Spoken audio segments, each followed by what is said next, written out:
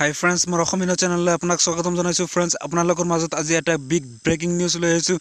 এইবাৰ সাম্প্ৰদায়িক মন্তব্য কৰিছে অসম আৰক্ষীৰ এজন জোৱানে মিয়া মানুহসকলক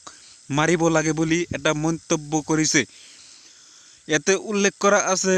গৰেনাগী গাঁৱত অহাকালিৰ পৰা যদি মিয়া সোমায় তেন্তে মাৰক লকডাউন মানে কি বুজাই দিয়া যাব কাইলৈৰ পৰা মিয়াক অপেন চ্যালেঞ্জ দিছোঁ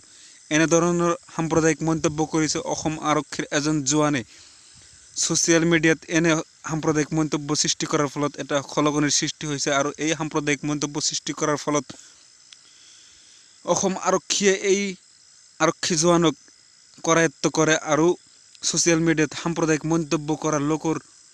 বিৰুদ্ধে কঠোৰ হৈছে অসম আৰক্ষী এইবাৰ সাম্প্ৰদায়িকতা মন্তব্য কৰাৰ অভিযোগত গ্ৰেপ্তাৰ হল ভাৰতীয় সেনা বাহিনীৰ এগৰাকী জোৱান মঙ্গলবাৰে নিশা বিশ্বনাথৰ গৰেহাগী গাঁৱৰ পৰা আমল দাস নামৰ যুৱকজনক কৰায়ত্ব কৰি ইতিমধ্যে নিজাববীয়াকৈ গোচৰ ৰুজু কৰিছে জানিব পৰা মতে যুৱকজনৰ ঘৰ ৰঙিয়া কমলপুৰত কিন্তু বিশ্বনাথৰ গৰেহাগী গাঁৱস্থিত মমায়েকৰ ঘৰত থাকে যুৱকজন 107/2020 নম্বৰত আৰক্ষী ৰুজু কৰিছে গোচৰ ভাৰতীয় দণ্ডবিধি আইনৰ 153 আৰ্টিকল 295 আৰ্টিকল 506 ধাৰা তেওঁৰ বিৰুদ্ধে গোচৰ ৰুজু কৰা হৈছে